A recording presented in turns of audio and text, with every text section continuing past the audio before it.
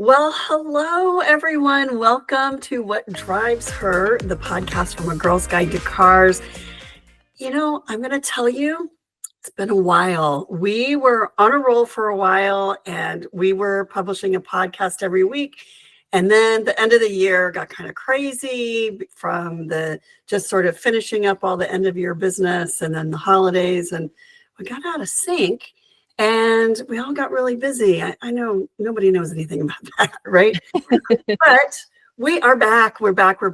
Please welcome my colleague, Natalie Merola. Hi, Natalie. Hey, everyone. Hi, Scotty. Natalie has been on our team here and there for quite some time. We used to live in the same city and co-work together in a city. And then Natalie moved on to another city and some other adventures. But we, all good things come back together in time. And so it's great to have you back on the team, Natalie. Thank you. Thanks for having me. So tell us quickly before we get into talking about our interview for this week and the very, very interesting INEOS Grenadier and Quartermaster and the company itself. Give us a quick rundown on you. You are very active on social media. Talk about your sites, your pages.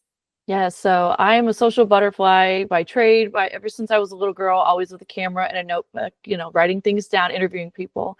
You can find me on Kitty's Glam Rides, so talking about all things cars and motorsports, as well as you'll find me as the VP of Communications for the Texas Auto Writers Association. Yay! Texas Auto Writers Association. Yes. More about that. In fact, I think we should do a whole podcast on TAWA, shouldn't we? Oh, definitely. Yeah. Why don't we plan on at some point bringing a bunch of our TAWA friends together and do a little podcast on TAWA? Because I think the two TAWA, just quickly, Texas Auto Writers Association does 2 events every year where they bring a whole bunch of cars and trucks together, and then all the writers come and drive them over the course of a couple of days. And it is fun. And the big one is in the fall. It's called the Texas Truck Rodeo. And you think about what a rodeo is and everybody out in the ring, hooping and hollering and roping.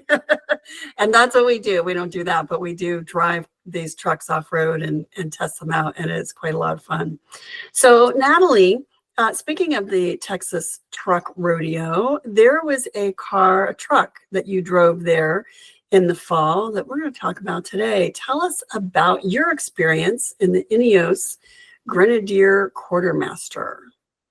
What's not to love about the Quartermaster? It was my first time in the Quartermaster and learning about like how to go, uphill, downhill, what are all these switches for? I've never had to experience that because I usually just drive on the road. So taking the Quartermaster off-road was exciting because there's all these flips and switches and learning about, okay, 4 low, 4 high, hill descent. And it was exciting because the truck does all the work for you. So I didn't have to worry too much like, are we going to go really fast down this hill? No, it's going to take its time. We're going to descend safely. And you trust the truck. You worry about off-roading that you're going to lose control and like flip over the hill. Right. And they have come up with all of these companies. I mean, INEOS is one, but all of these companies have come up with great technology that allows the truck or the SUV to really do all the sort of the sure footing, to ensure that the tires, the wheels are placed on solid ground, whether it's on a relatively flat, not loose piece of ground, or maybe the top of a rock or over a log, that kind of thing, to have traction and to get you over those obstacles. It's pretty good. And so what did you think when you first saw the Quartermaster? I thought, wow, like, it's so rugged. You hop inside, you feel like you're in like a helicopter or aircraft, and it's very utilitarian. And I'm like, oh, I want to drive over things in this. I need to find a reason to drive it and where. Perfect for Texas. Yeah, it does have a lot of switch gear, is what they're very proud of their switch gear game. And I have to say, if you buy one of these, and they're not prohibitively expensive, actually, they start at about $77,000. And if you're looking at like a top of the line, say a Toyota Land Cruiser or a Lexus GX, which both have the same, basically the same, similar size engine and same capability, you're going to spend about the same amount of money. In my opinion, I think the Toyota and the Lexus are definitely more comfortable on road. I felt the Grenadier. I have not driven any of the INEOS off-road, but I've driven them on road, and I find that they're definitely designed to be not on pavement. And on pavement, they're rough and ready. They feel a little rumbly. They feel a little. You definitely feel the road under you, whereas like something in the Lexus, it's designed to not let you feel the road under you while you're not off-roading. So I thought that was it's kind of a cool thing, but can I do it every day, especially with like the kids and the school drop-offs and the quick trips to just run to the grocery store and that kind of thing? I'd have to think about that. But I do, if you live for your ranch, if you live for those places where no one else can go but you, then this is the one to have.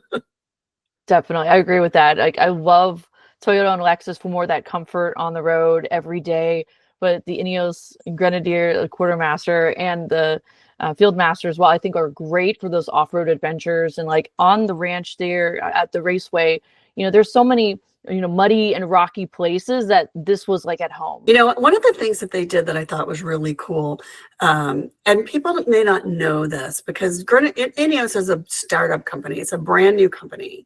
And it was founded by this billionaire named Jim Ratcliffe. He's actually Sir Jim Ratcliffe because he's been knighted by the Queen. That's awesome. And he is a billionaire. He founded a chemical company, and they actually are involved in F1, and they've been around the automotive business for a long time, but not as something that consumers would know. But he decided he wanted to build this very old school style SUV. And so INEOS was born, and he wanted really to build the Land Rover Defender. And Land Rover, like, they don't build those old school Defenders anymore. So that's where he came up with his own design. If they're not going to do it, I'll do it myself. If you're a billionaire and you have the money to do it, why not? Yeah. Why not have another pursuit and let other people follow along or play along? So, but what he did, and people may not know this, which I thought was really smart, is instead of like hiring somebody to hand design and hand build every engine, he bought them from BMW. Instead of hiring engineers to build transmissions, he bought them from a company called ZF. And they build transmissions for dozens and dozens and dozens and dozens of different cars, lots of different car makers. In fact, I would say a majority of car makers use ZF transmissions. So he went to the tried and true suppliers and bought all of these things. And so they're not the only ones. Like Aston Martin buys a lot of their engines they buy all their engines from Mercedes AMG. And so, it's kind of a common thing, and it's really smart. It's a really smart strategy these days. If somebody else is doing it well, tap their expertise, bring it in, right? I think so too. And I like that there's different flags on there too to show where all the different parts are from. Yeah. And they even build it in a factory in France. So let's talk about I think one of the most innovative things that they did, though, and I love this story so much, is rather than going out and tapping, this was contrary to what I just said, rather than going out and tapping an industry executive who's built a car company before, they brought somebody from inside the company, a woman named Lynn Calder, who's worked for INEOS for quite some time. Her background is in chemistry and in banking. And her job is to start up and run INEOS Automotive, and build a car company. And can you imagine Natalie being Lynn's a pretty young woman, being midlife, mid-career, and having your boss say, hey, come here, I think I'm going to start a car company and I want you to run it. And you've never run a car company. Like, wait, what? Right? I'll order. Right. So without further ado, let's join the conversation with Lynn Calder of INEOS Automotive.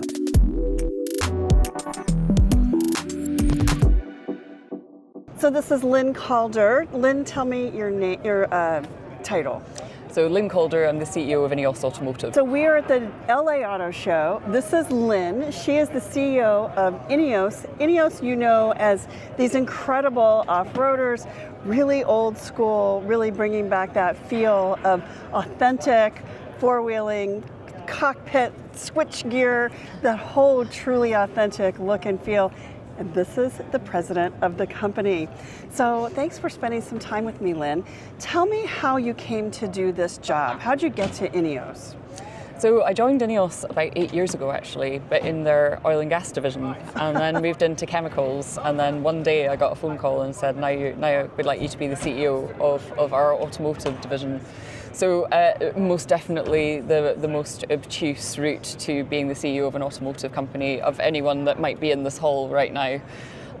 But it makes a bit more sense in the INEOS world, because in INEOS basically they'd engineered this fantastic vehicle, which we all agree is doing a great job of being this utilitarian, rugged 4x4.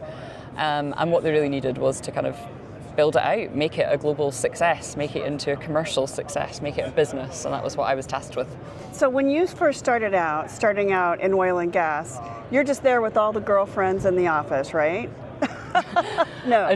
Not so much. So tell me what that was like, starting off in an industry where it's not really known as being quite so female-centric. Yeah, I mean, I'd love to answer this in a really kind of thoughtful way, but in some ways I've never known anything else. I joined the oil and gas industry straight out of university. I was in private equity for a while, I was in chemicals, and now I'm in automotive. I don't know anything very much different. That's a bit sad. What I will say, which is not a glittering thing for the automotive industry, I'd say it feels even worse. I think the oil and gas and chemicals have moved along a little bit, and I think automotive just doesn't always have the same pool for women, and there are even fewer, it would seem. Here we think we're doing great, and Lynn's here to tell us we can do better. Okay. Sorry.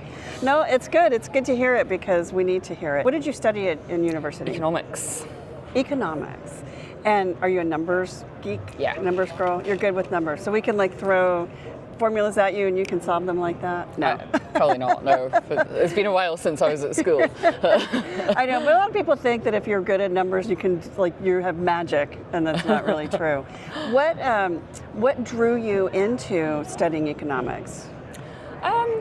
Yeah, I like numbers. I like business. I think I didn't want to go and be an economics teacher or someone that wrote about it. I wanted to get into business, right? So it was very a business school. It was a business focus. I like making things happen in the business world, right? You've got so much opportunity to do that. You've got so many things that you can do to make a business successful, and I think even as a kid going to school, that interested me. Yeah, and so was there anybody in your journey that really sparked your interest or inspired you or encouraged you to build a career in business and then in petrol and chemicals? Yeah, I mean, I think I don't think I can shout out one particular person, to be quite honest, because I think there have been many along the way. A great many of people who have really helped me get to where I am, supported me, pushed me forward, told me, that I don't need to, that I'm ready and I can do this, which has been fantastic.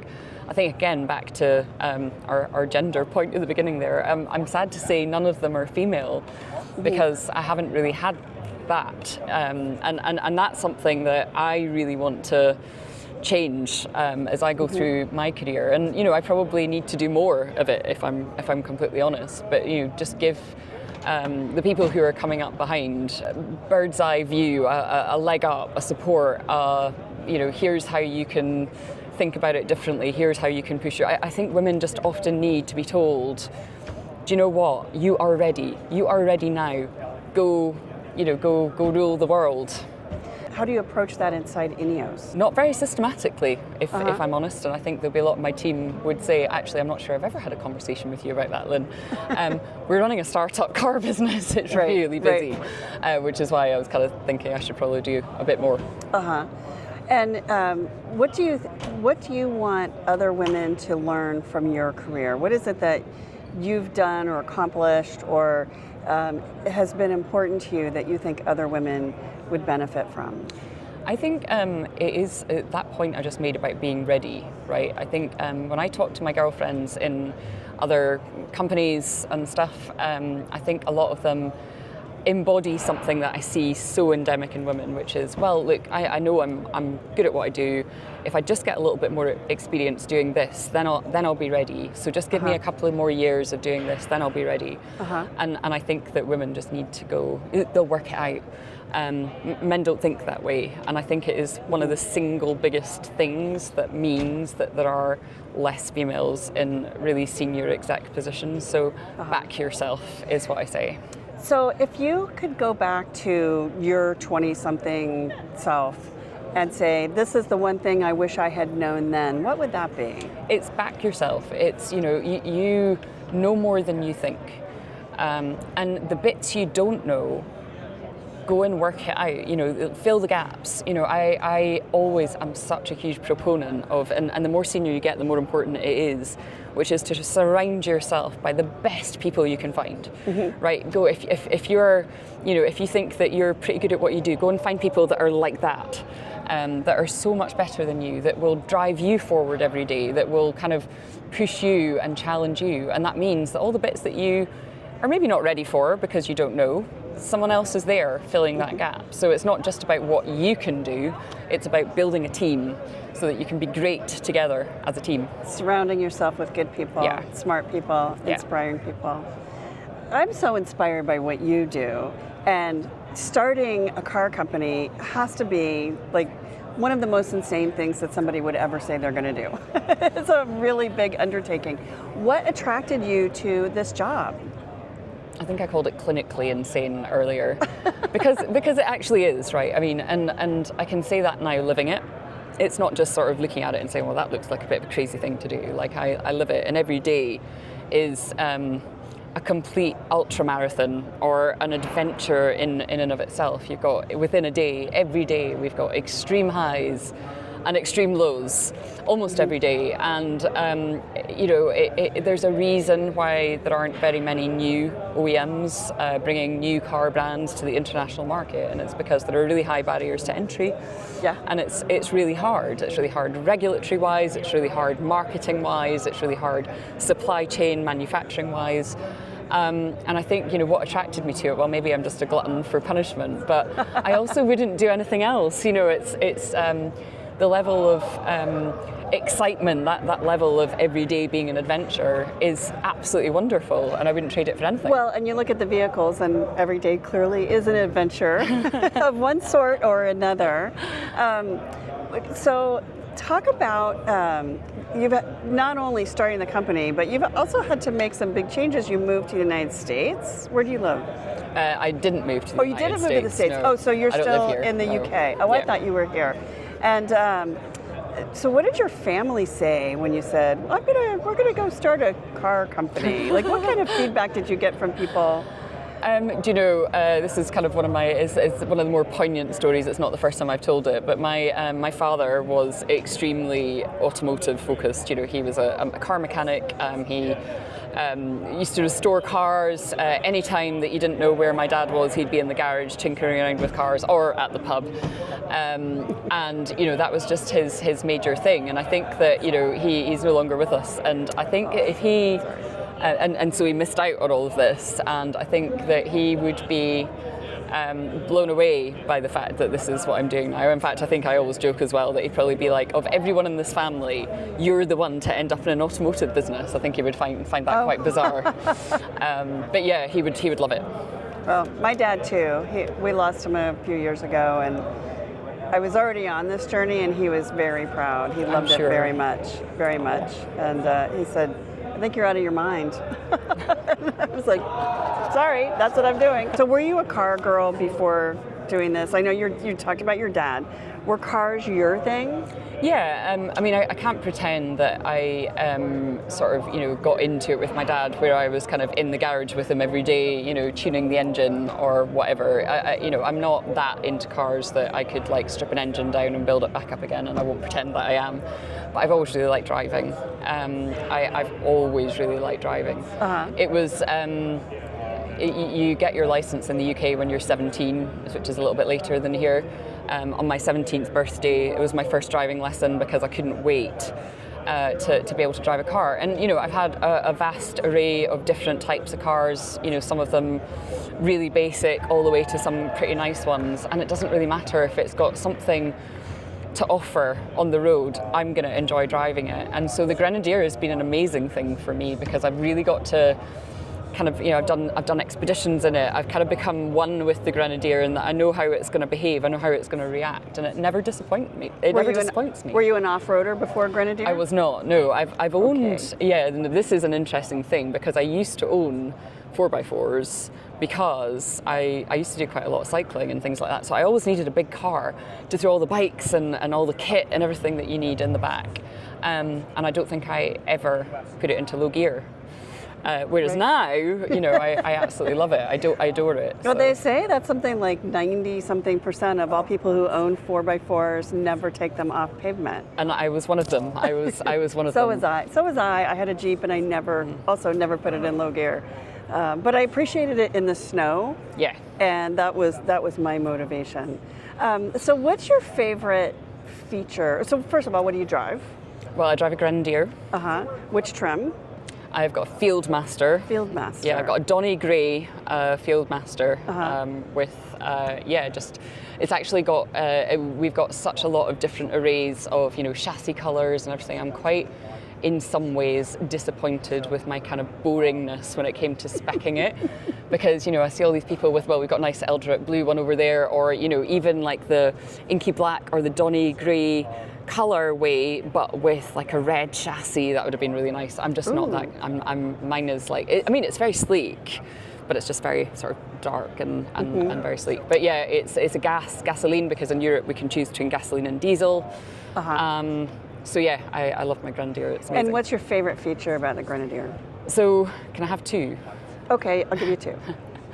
So I think the first thing for me is probably the engine. Now it's a BMW engine, so I think everybody knows that. It's not to publicise that. It's more that when I first got in the Grenadier, I had a view of what I think it was going to be like. I had a view of how I thought it was going to drive, and I went off-road first, and then I went on-road, and I was really blown away by the responsiveness of the car. Now it's got 286 brake horsepower. It's not like it's not like a sports car, but for the size and weight of this vehicle, I was expecting it to strain, and it's so responsive, and I love that. So that was one of my first really nice surprises. And then my second one is one that everyone says, so I'm not kind of being even remotely original, but I do agree with it, which is our off-road functionality is in this kind of panel, overhead control panel that everybody says looks like you're about to take off in a jet plane. It does. And I think it kind of appeals to everyone's slightly inner child of you're getting in a car, but you actually feel like you're in a helicopter or a jet, and we all get really excited by that. So I love it. That feels good. I like just the high stance and the feel of being in command. Yeah, that is really nice actually when you're driving in any situation, city even, sitting high is really nice, and the seating position is really good as well. I don't know. I hop in the front seat, in the driver's seat, and I feel like Queen Elizabeth. That's a really good thing. Do you feel like, okay, I'm ready to drive out to the moors and tell the guys out there what to do with the fields or whatever it is she did out there. But she did, right? That was her thing. That was what she loved the most, she didn't have a Grenadier, but she had a Defender, and she loved that. She did, yeah. And every time I'm in a car like that, I feel like, or I could be Meryl Streep in one of those movies, But, I love that. Love that. Yeah, so tell us where Grenadier is headed next. You've just released the Quartermaster. You're building out your customer base around the world. Where are we going to see INEOS go next? INEOS Automotive next? So I think since we're in the US, I'll just touch on the fact that we're in a big growth market here. We've been really, really excited with how well the US has embraced the Grenadier. It's our biggest market by a really long way now. And so we're in growth mode because when we first launched this time last year, We were in 14 states with one sales point really, and by the end of this year we'll be in 21 states with 26 sales points. So I think what's next for INEOS Automotive in that sense is you're going to see, I think, a lot more Grenadiers and hopefully quartermasters as well on the road in the US. And then the second thing is we're really excited at the moment about the versatility of the platform. So whether it's the SUV or the pickup, the quartermaster with the slightly longer wheelbase, it's just got a lot of versatility with things we can do. So we've been having a lot of fun with prototypes of things that we would do in small batches, not series production. And one of the things we launched over the weekend was a portal axle version of both, actually. So basically lifting them and putting big wheels on, and they look really beefy and really cool, and I think they're going to be quite popular. Well, anything that's big and beefy always is popular, especially with the enthusiasts. Yeah. Thanks for spending some time with me, Lynn. And I'm excited to go and spend some time with her beautiful vehicles and look at these accessories, which look amazing. Are you going to put a rooftop tent on your Grenadier? Do you know, I don't think I'll fit it in my garage if I put a rooftop tent in. But yeah, I've actually heard that we've got a nice one over there as well. I've heard that there are a lot of people staying here overnight tonight on the overland overnight thing. So I can't imagine anything more comfortable than a tent on top of a Grenadier. In a convention center. I'd rather be in a state park or a national park, right? I'd like to see the stars, not the lights. Thanks for your time. Thank you, Scotty. Thanks very much.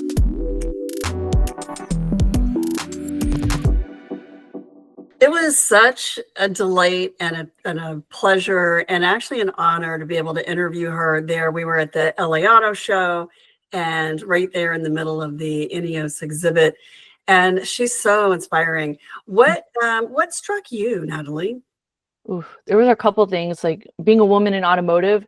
It definitely resonated that there are a lot of women like yourself and Lynn that are, opening those doors for other women and giving us that opportunity to work and grow and know that we don't have to do something to then be ready. No, we are ready now. Like, that was so awe-inspiring. Like, oh, duh. But yes, there's got to be more of us. So I love that we're welcoming more women, no matter what part of the industry. We're saying, yes, you can do it too. I love when she talked about her dad. And, I sort of shared the same thing. I remember being like a 4 or 5 year old and in the garage, it'd be freezing cold in there. My dad would be working on his car, but I was always welcome.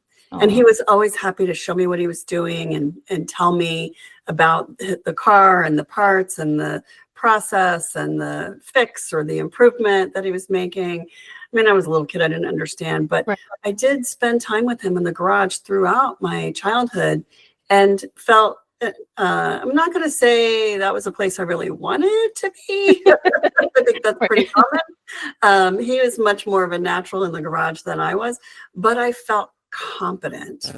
And I appreciate that, that our dads give us that. Definitely. And how did you feel when she was mentioning that? Well, I'm not really interested in the garage part, but I really love driving. Where did that hit for you? Oh my gosh, right here. Right here. That's me too. I love being behind the wheel. I love to drive. And I love to drive off-road. I love to drive. I think my favorite off-roading type of driving is what I think of as rally driving. So fast on flatter, grassy trails. And to be able to really capture that experience, and you have to really pay attention and make a lot of last second decisions, go this way, go that way, around a rock, whatever, slow down, take a curve, that kind of thing. I love that kind of driving. I feel like it's, a track is always going to be clean and pristine because, one little, rock on the track, if you're going 100 and whatever, can just send you flying. But on a trail, you can come across anything. I mean, you come across other riders. You could come across, a tree or a big branch. You could come across wildlife. I mean, you just never know.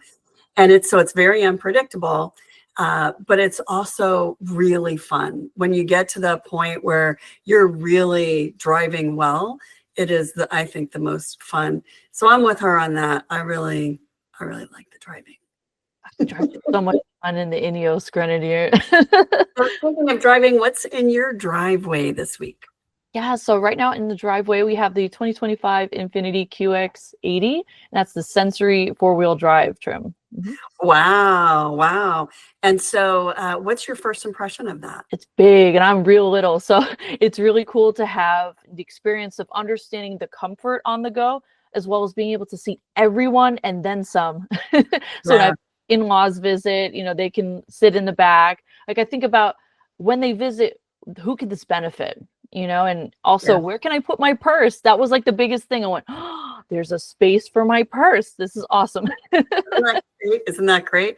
If Mhm. you guys have not seen our interview with Alfonso Albaisa, that is here on the podcast channel. We talked to him actually at the launch of the Infiniti QX80.